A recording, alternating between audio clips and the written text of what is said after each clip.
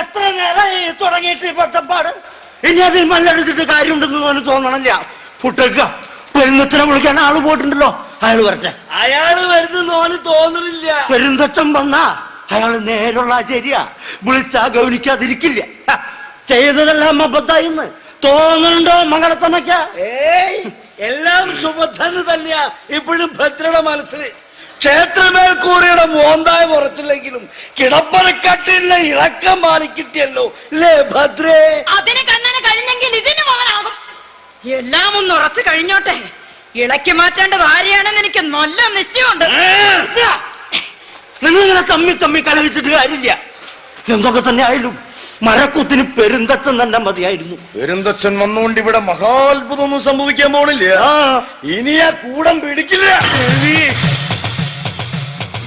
കുറ്റവെന്നതല്ല, എന്റെ കൂടെ പണിയെടുത്ത് ഇവിടുത്തെ ദേശപ്പണിക്കാരുടെ തകരാറാ. ഞാൻ കുറിച്ചു കൊടുത്ത കണക്ക് തെറ്റിച്ച് ഇവരിലാരോ കൈക്കൂലി പണിതിട്ടുണ്ട്. വിശ്വകർമ്മൻ കുറിച്ച് എന്ന കണക്കിൽ തെറ്റിയതുമായി കൂടെ എന്റെ കണക്ക് തെറ്റുമെന്നോ? താനെന്തായി കാണിക്കണേ? ഒരു പുണ്യകർമ്മം നടത്തേണ്ടത് വെച്ചാണോ തന്റെ ബോധ്യം ചെയ്യാൻ? എന്റെ കണക്ക് പിടിക്കില്ല. പെരുന്തച്ഛന് പോലും അറിയാത്ത കൈക്കണക്കറിയാവുന്ന കണ്ണൻ വിശ്വകർമ്മന് കണക്ക് തെറ്റെന്ന് പറഞ്ഞ് ഇവനെ എങ്കിൽ പണിക്കാര് കണക്ക് തീർത്തായിരിക്കും തന്നോട്. താൻ ഇത്രയും കാലം ഞങ്ങളെ പറ്റിച്ചതിന്റെ കണക്ക്. എങ്കിൽ ആ കണക്ക് കൈയോട് തീർക്കവിടെ.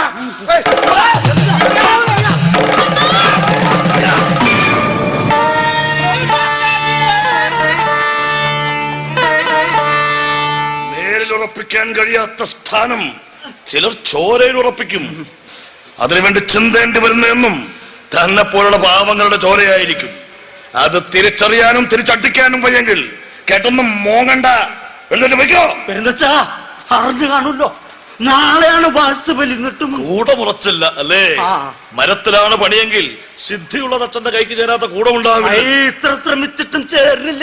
സിദ്ധിയുള്ള അച്ഛന്റെ കാര്യമാണ് പറഞ്ഞത്, അല്ലാതെ കാര്യസാധ്യത്തിന് കള്ളക്കണക്കൂട്ടുന്ന ഒരു ആശാരിച്ചക്കൻ ശ്രമിച്ച് പരാജയപ്പെട്ടതിന്റെ കാര്യമല്ല.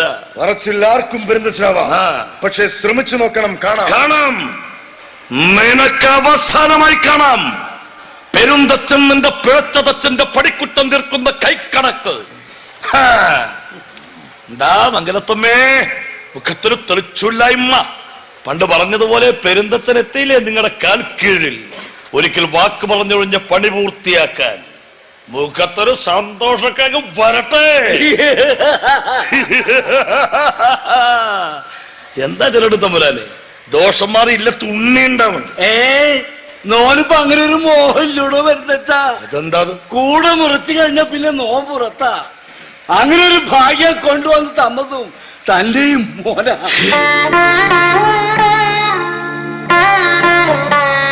പറ്റുമെങ്കിൽ താനിത് ചെയ്യാത്തെന്നാ നോന് പറയാനുള്ളത്.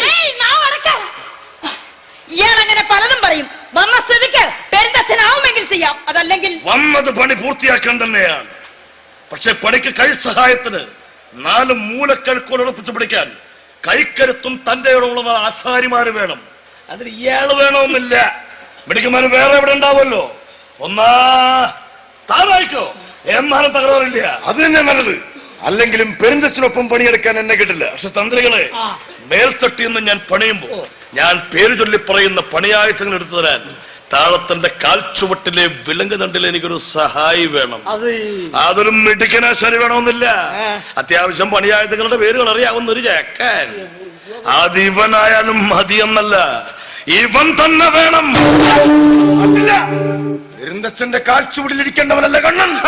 പെരുന്തച്ഛനൊപ്പമല്ല, ഒരുപടി മേലെയാ കണ്ണൻ വിശ്വകർമ്മന്റെ സ്ഥാനം. എങ്കിൽ ഈ കൂടെ മുറക്കില്ല. തന്റെ കഴിവുകൾ കൊണ്ടുണ്ടായ പിഴവ് തിരുത്തലാണ് ഇവിടെ കാര്യം, അല്ലാതെ പമ്പ് കാണിക്കലല്ല. ഒന്നുമില്ലെങ്കിലും തന്റെ അച്ഛന്റെ കീഴിലോടോ പണി പിടിപ്പിച്ച് ഗുരുനാഥൻ അനുസരിക്കുന്ന ഒരു കുറച്ചിലല്ല ഗുരുത്വ. നിങ്ങൾ എന്തൊക്കെ പറഞ്ഞാലും സ്വയം തോറ്റു തരാൻ എനിക്കാവില്ല. ഈ പണി ഞാനാണ് തുടങ്ങി വെച്ചെങ്കിൽ ഇത് അടിച്ചിറക്കി പുതുക്കി പണിയാനും എനിക്കറിയാം. വാസ്തുബലിക്കും കലശത്തിനും മുഹൂർത്തം നാളെയാ, അല്ലാതെ എല്ലാം മഴിച്ചു പണിത് തനിക്ക് ബോധിക്കുന്ന നേരത്തല്ല. എങ്കിൽ നിങ്ങൾക്ക് ബോധിക്കുന്ന എന്താന്ന് വെച്ചാൽ നിങ്ങൾ ചെയ്യും. എന്തായാലും പക്ഷെ എന്നെ കിട്ടില്ല. ഇതൊരു തോൽവിയായി കാണണ്ട. ആവശ്യം നമ്മുടേതാ, അനുസരിക്കാം. നാളെ നിശ്ചയിച്ച മുഹൂർത്തത്തിൽ കലശം നടന്നില്ലെങ്കിൽ നീ തോൽക്കും. ഞാനും അതുണ്ടായിക്കൂടാ. ഞാൻ പറഞ്ഞാൽ അനുസരിക്കില്ലേ കണ്ണൻ? ഏത് കാര്യത്തിലാ അനുസരിക്കാതിരുന്നിട്ടുള്ളത്? കണ്ണാ, അനുസരിക്കാം. ഇന്നൊരു നേരത്തേക്ക് മാത്രം ഞാൻ പെരുന്തച്ഛന്റെ കാഴ്ചവെട്ടിൽ. നല്ലത്, നന്നായി. ആർക്കും വഴങ്ങാത്ത വിശ്വകർമ്മന് മംഗലത്തമ്മയോട് അനുസരണയുണ്ട്. നല്ലത്, എനിക്ക് നേരം കളയണ്ട, ആയുധങ്ങൾ എടുത്തോളൂ. നീ പ്രാർത്ഥിക്കണം. പണിയുന്ന കൈകൾ എന്റേതാണെങ്കിലും ആയുധങ്ങൾ നിന്റേതാണ്. ദൈവദത്തമായ തത്വശാസ്ത്രത്തെ ധനലാഭത്തിനായി വ്യഭിചരിച്ച നിന്റെ ആയുധങ്ങൾ, ഒരുപാട് പേരുടെ ദുരിതത്തിനും ചോരയ്ക്കും കണ്ണീരിനും കാരണക്കാരനായ നിന്റെ ആയുധങ്ങൾ കയ്യിലെടുക്കുമ്പോൾ അച്ഛന് പിഴവ് പറ്റരുതേ എന്നെ മോൻ പ്രാർത്ഥിക്കണം. കണ്ണം കേൾക്കുന്നുണ്ടോ? എങ്കിൽ പണി ആരംഭിക്കാം.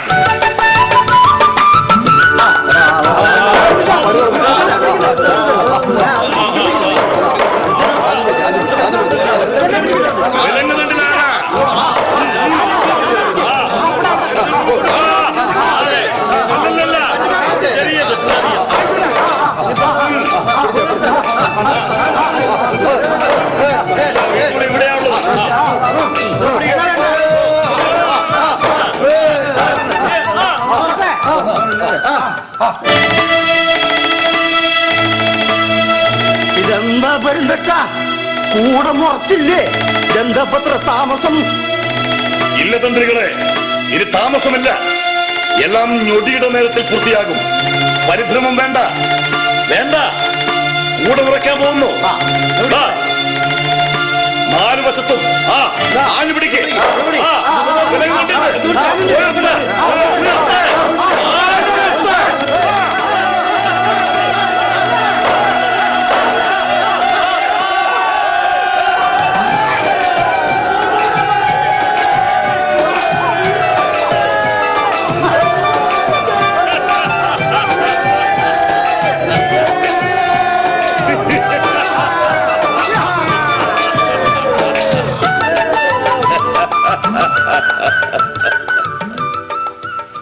കണ്ണാ,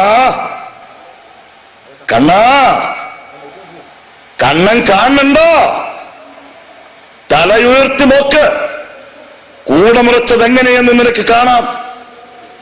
മരത്തെയും മനുഷ്യനെയും അറിയുന്നവൻ കൈവച്ചപ്പോൾ ഒന്നായി ചേർന്ന കൂടവും അതിനപ്പുറത്തെ ആകാശവും, ആകാശച്ചെരുവിൽ അമ്മയെയും നിനക്കിപ്പോൾ കാണാം.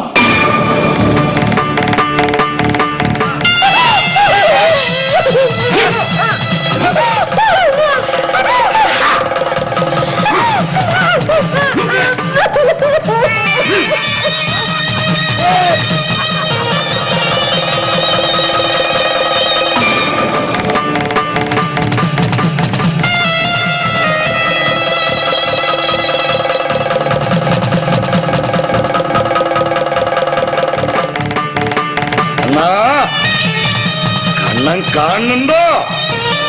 കണ്ണാ, കണ്ണാ,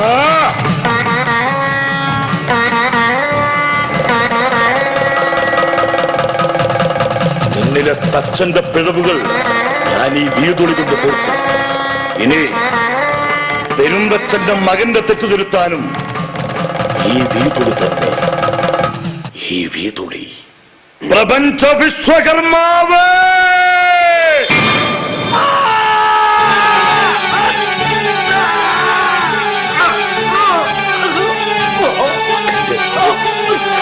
മകന്റെ കഴുത്തിലും പിഴച്ചില്ലല്ലോ കണക്ക്. മകന്റെ കഴുത്തിലും പിഴച്ചില്ലല്ലോ. സ്വന്തം മകനെ ചതിച്ചു കൊന്നില്ലടാ പെരുന്തച്ച നീ. മകന്റെ കഴിവിൽ അസൂയ പൂട്ട് കഴുത്തറച്ചു പിടിക്കാൻ